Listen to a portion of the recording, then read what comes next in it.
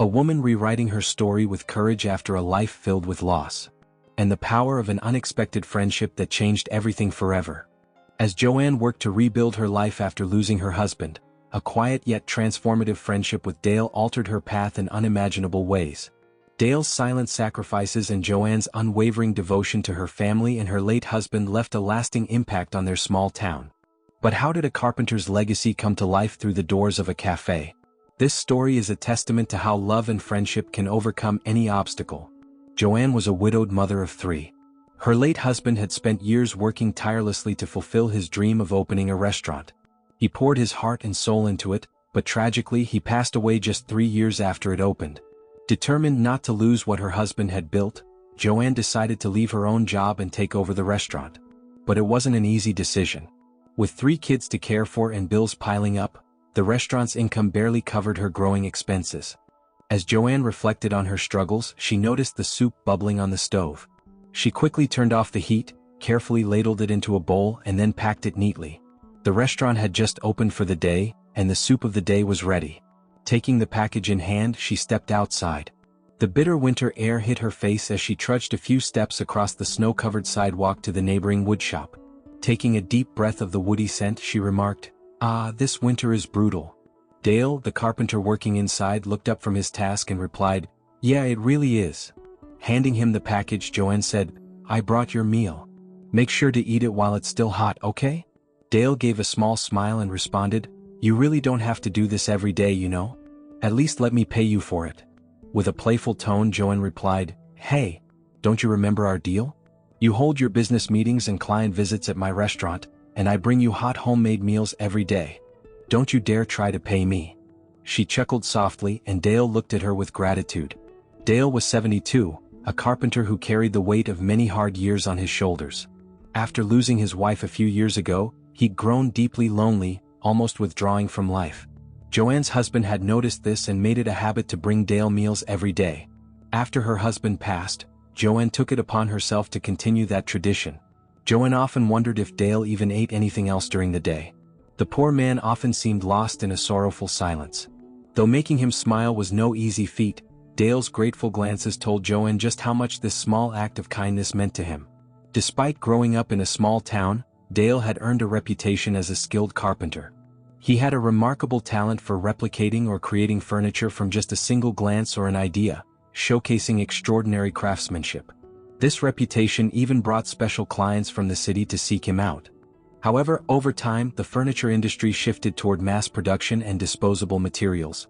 As more people turned to big-name retailers, Dale's customers and orders dwindled.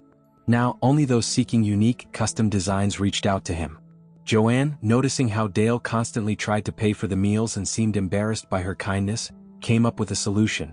"You can meet your clients at my restaurant," she suggested. "I'll bring you food and it'll also give me a chance to promote the restaurant." This arrangement allowed Dale to enjoy hot meals, while Joanne gained an opportunity to showcase her restaurant. If this story has touched your heart so far and inspired you through Joanne and Dale's moving friendship, please don't forget to like and subscribe to our channel. Your support means the world to us and helps us share more meaningful stories like this. One morning, Joanne woke up to find 2 of her 3 children burning with fever. A winter flu that had been spreading quickly through the town had likely reached her family too.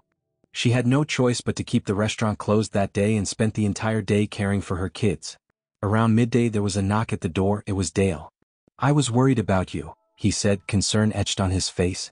"The restaurant was closed. Is everything okay?" Joanne politely explained the situation, but as she spoke, she noticed Dale shivering from the cold. She invited him inside and started making a warm cup of coffee for him. As Dale waited for his coffee, he couldn't help but notice the lack of furniture in the house. The children were lying on a makeshift bed on the floor, and there wasn't even a proper table in sight. Troubled by what he saw, he finally asked about it. Joanne responded with a gentle smile, "After my husband passed, things got really tight financially. I had to sell some of our furniture to a second-hand shop to pay rent. But it's okay. We have a roof over our heads and a stove to keep us warm, that's all that matters." She smiled warmly, clearly not wanting Dale to feel bad for her. Dale drank his coffee in silence, but he couldn't shake the image of what he'd seen. When he returned to his workshop, he immediately called his lumber supplier and ordered materials and supplies. The thought of Joanne's home lacking even the basics deeply unsettled him. The next day the children were feeling a little better, but Joanne decided not to send them to school yet. To keep an eye on them, she brought them along to the restaurant. Returning to her daily routine, she prepared the usual meal for Dale and braved the cold to deliver it to him. The freezing air bit at her face.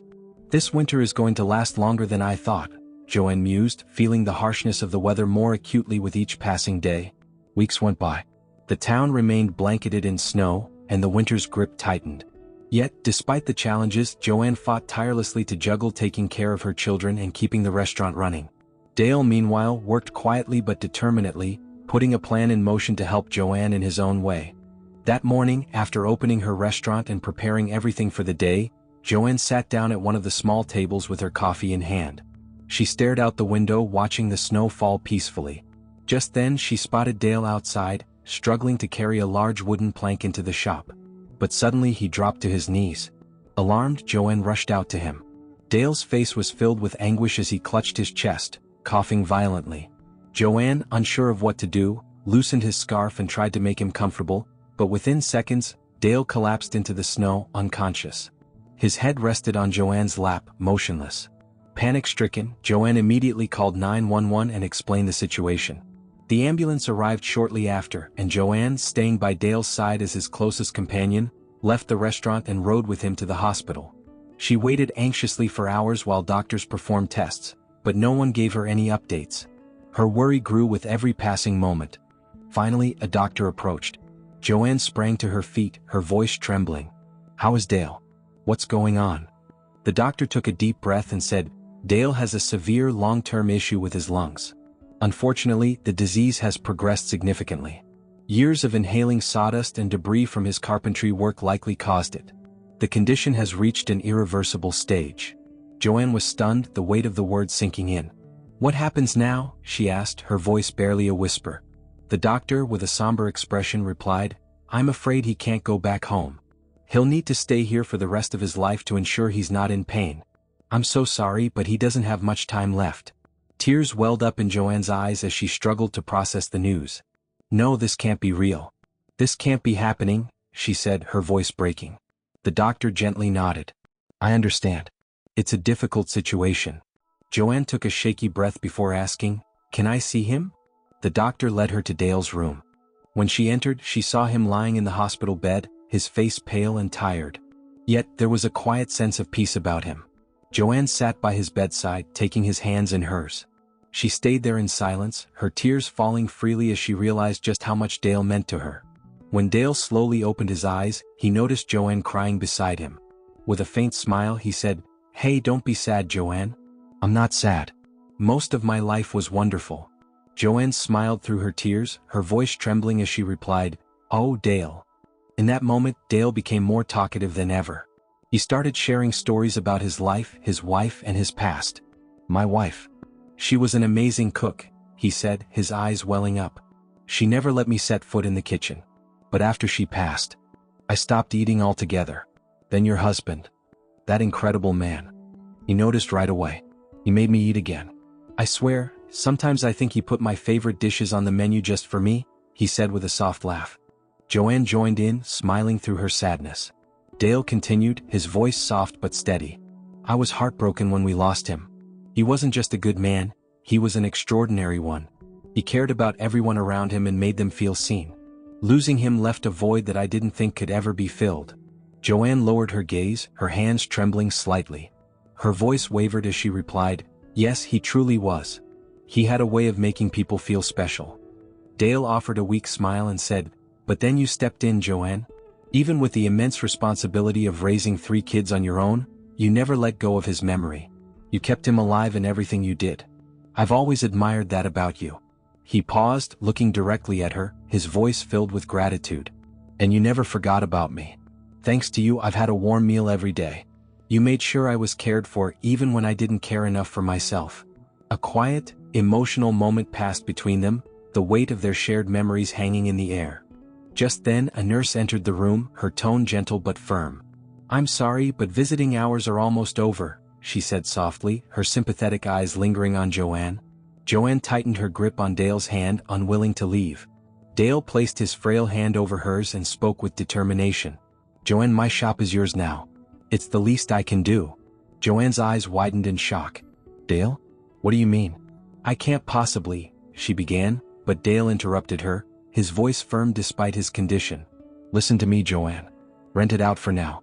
It'll give you a little extra income, something to ease the burden. It's a small place, but it's something.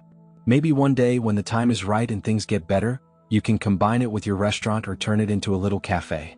And Joanne," he added, his gaze softening, "there's something in the back of the workshop for you. A little something I've been working on. Thank you for everything you've done for me." The nurse re-entered, this time with a gentle but insistent reminder. "I'm sorry, but you really do need to leave now." Joanne, with tears streaming down her face, reluctantly released Dale's hand. "Goodbye, Dale," she whispered, her voice breaking. Leaving the hospital, Joanne clutched the spare key to Dale's workshop in her pocket. She felt a mix of sorrow and gratitude as she made her way there. The moment she stepped inside the workshop, the familiar scent of sawdust and wood polish enveloped her. Memories of Dale working tirelessly at his craft flooded back, and the weight of it all came crashing down. Joanne sat down amidst the tools and unfinished projects, her emotions spilling over. She cried freely, her tears a testament to the bond they had shared and the profound loss she now felt. Hours seemed to pass before her sobs subsided, but the warmth of Dale's words and his final gift lingered in her heart, offering a small glimmer of comfort amidst the pain. Then Dale's words came back to her. "There's something in the back of the workshop for you." Curiosity stirred her, and she made her way to the back. What she found took her breath away. There, neatly arranged, were new pieces of furniture Dale had built for her and her children: beds, a table, chairs. Each piece was crafted with care, every detail reflecting his love and effort. Joanne's tears flowed freely as she whispered, "Oh, Dale." His final gift wasn't just furniture. It was a gesture that filled a gaping void in her life. It was his way of leaving behind a piece of himself, ensuring that his kindness would continue to support her, even in his absence.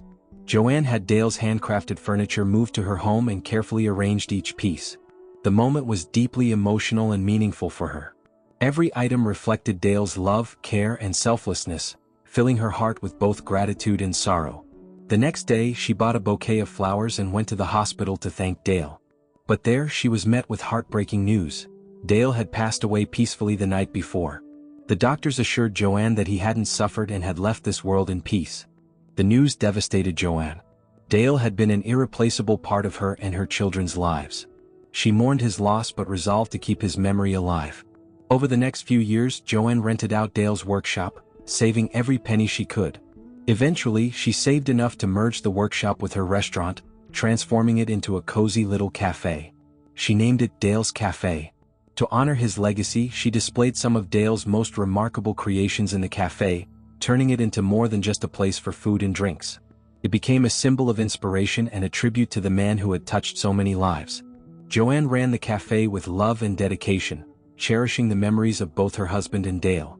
When she grew older, her children, who had been raised on stories of their mother's resilience and the kindness of those who had helped her, took over the cafe. They carried forward Joanne's vision, preserving the love and spirit that Dale's Cafe stood for. The cafe became more than a business. It was a living monument to love, hard work, and friendship. Generations of townsfolk and visitors came to know the story behind the cafe, finding warmth and inspiration within its walls. Joanne spent her later years feeling proud of the legacy she had helped create, knowing that both her husband and Dale's spirits lived on through the cafe. Dale's Cafe stood the test of time, not just as a cafe but as a lasting symbol of kindness and connection, passed down from generation to generation. The touching story of Joanne and Dale reminds us once again how love, sacrifice, and solidarity can transform lives. If this story inspired and moved you, don't forget to hit the like button and subscribe to our channel. Your support helps us share stories like this and reach even more people. We'd also love to hear your thoughts and feelings about the story. Please share them with us in the comments. For more inspiring stories, keep following us. Always remember, a small act of kindness can change the world. See you in the next story.